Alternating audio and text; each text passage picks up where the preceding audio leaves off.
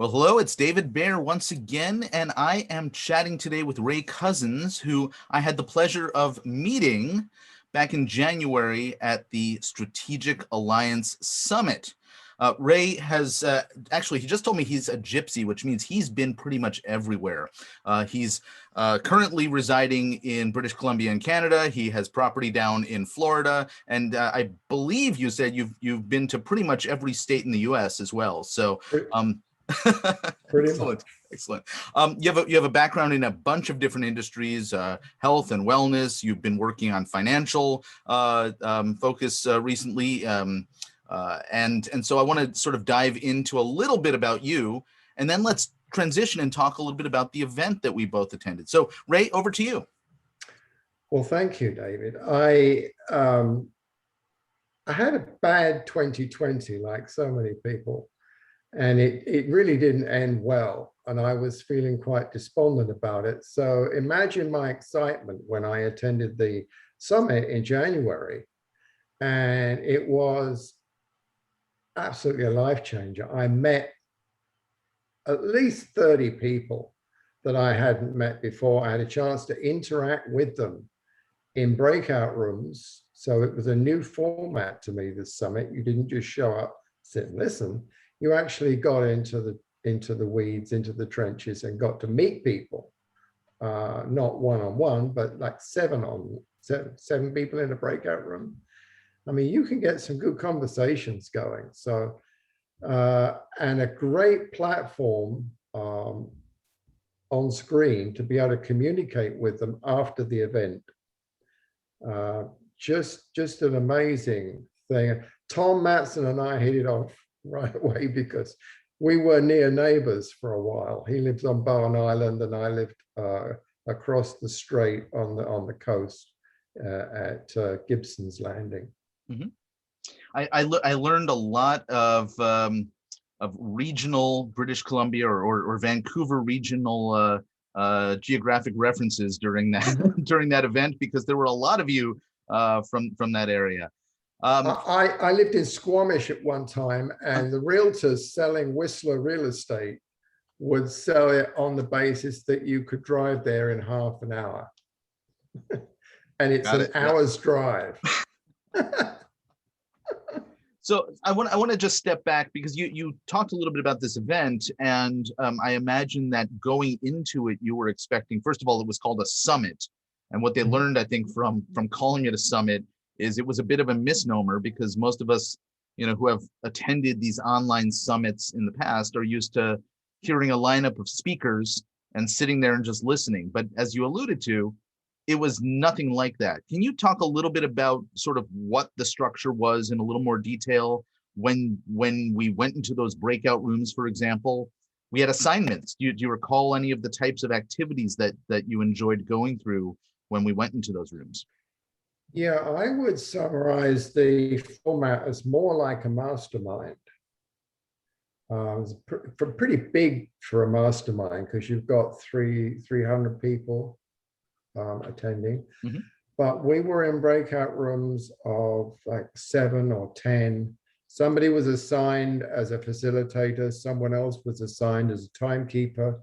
One of the objects of several of these rooms were to help you form strategic alliances by getting to know people that you didn't know before that had things that you could bring to the table. So 300 entrepreneurs, a lot of whom work in their businesses and don't really have a business.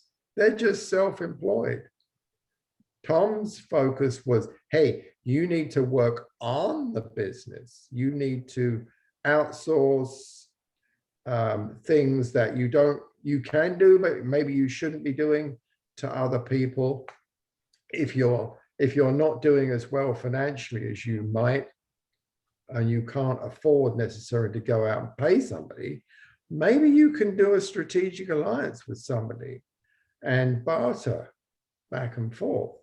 And so he had us produce our 12 things that we bring to the table in a document and post that in the portal. so that when we went into a breakout room, we could quickly research somebody and see, what's their magic sauce. Yeah. So totally different format to anything I've been to before. Sure. And what you gave was just one of many examples of how somebody might want to get into a strategic alliance. I mean, there's also beyond the just not just the working on your business instead of in your business topic, but also how can you extend additional value to the clientele that you already serve by introducing them to, people who could deliver more value to them that maybe isn't your area of expertise. So Yeah. There were, I can't remember how many, I think there were 30 some odd different examples of ways that we might be able to interact and cooperate with one another, from, some of the things you mentioned to things like appearing on someone else's podcast, or, participating in a presentation or a summit with them, or building a brand new product or service together. Mm-hmm. So what did, in terms of the people you met and the opportunities that were presented to you, what kind of takeaways did you have from the event? I remember you mentioned that there are some people you're pursuing potential collaboration with. Yes, I'm speaking with somebody that's got a phenomenal product that he's trying to market globally with his organization. It's an app that goes on your smartphone that's like literally a virtual business card, and you can swipe to the right on your smartphone and it brings up, you could do like a virtual showroom walkthrough, or you could do, say you could load up a bunch of insurance forms or whatever it is. It's like having your office on your phone. And so he's trying to market that globally. I've been trying to help him. Mm-hmm. And he's helping me with some of the things I'm trying to do, launching a new business I want to do later this year. That's just one example. There were several others. So very, very useful, very useful. In terms of takeaways from the event that weren't necessarily opportunities, but just ideas, were there new concepts that were introduced to you, or new ideas that, or maybe old ideas that you were reminded of that you might now be thinking about your business in a different way? I learned that the ocean is full of sharks, but that Tom and his group are dolphins, and he went on to relate how dolphins deal with sharks. Do you want to share that with us? Kind of illuminating. Well, sharks can only breathe if they continue to swim forward in the water. So if they attack a dolphin pod, the dolphins will gang up on the shark and they'll swarm it, they'll beat it until it can't swim anymore. And when it stops swimming, it drowns. So you wouldn't think that dolphins would have the ability to defend themselves against sharks, but they do. And so as entrepreneurs, we want to be like dolphins. We want to play hard, have fun, and work hard, and support each other against the sharks that are out there trying to gobble us all up as entrepreneurs and steal all our money.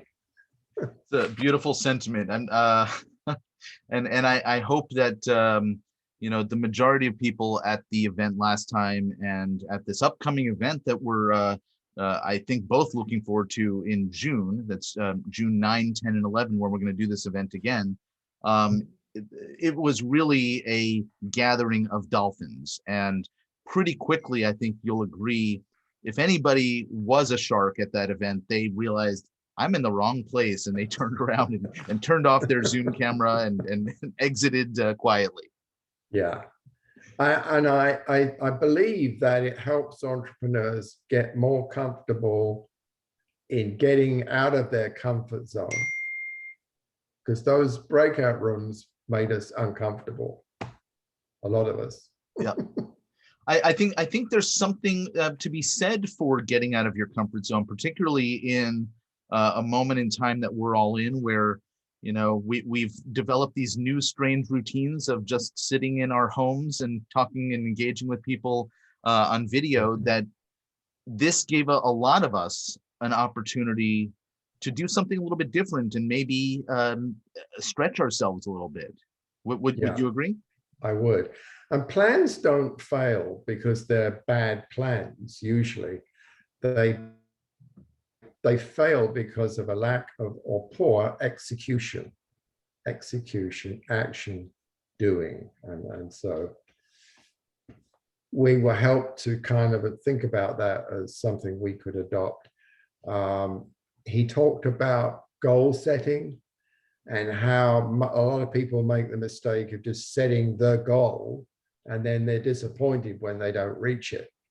Mhm. And he introduced a gentleman by the name of Anurag Gupta, who's from Vancouver, who's been wildly successful across North America, notably with IBM, where you 10x your goals.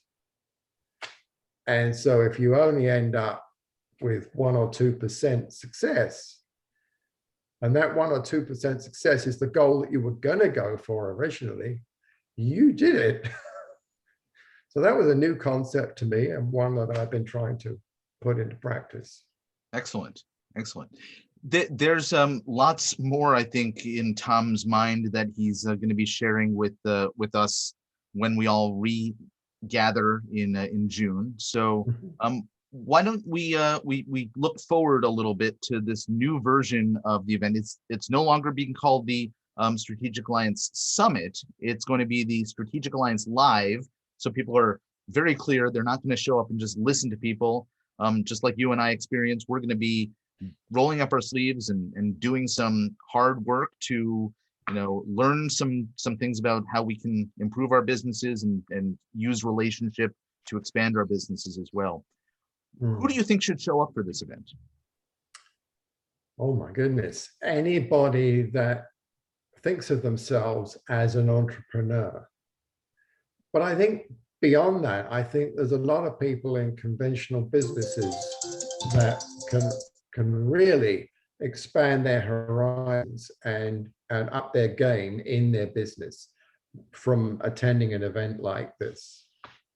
When you say conventional business, I'm assuming that includes small local businesses where they may not meet somebody at the event, who's half a world away, who they can necessarily do something with, but they certainly can be inspired by the ideas that are shared and then act on them locally. Absolutely. Yes, very much. So there is a link of yours that's either above or below this video, depending on where it's being shared.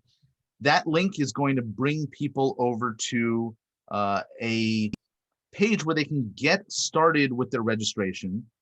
This is actually part of a little competition that we're doing where we are encouraging some of our past participants to share the upcoming event in hopes of winning a Tesla, right?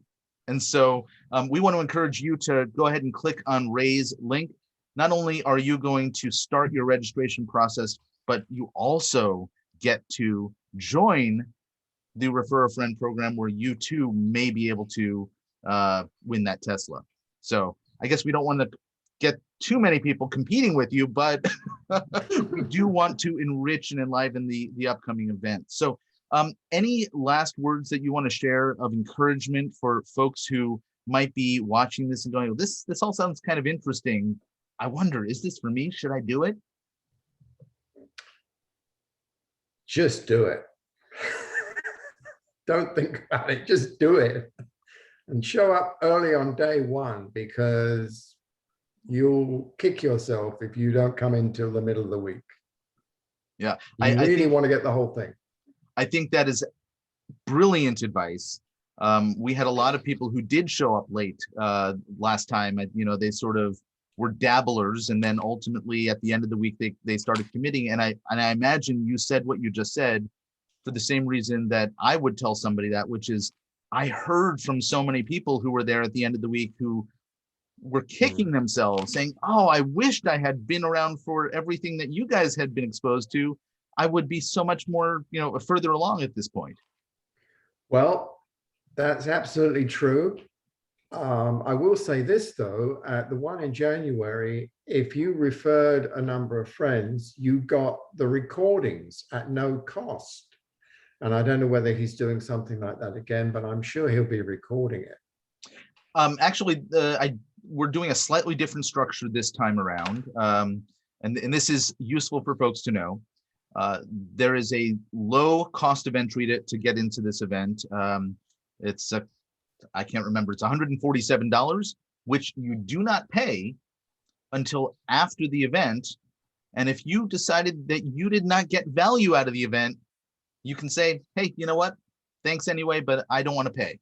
So that's an option for you.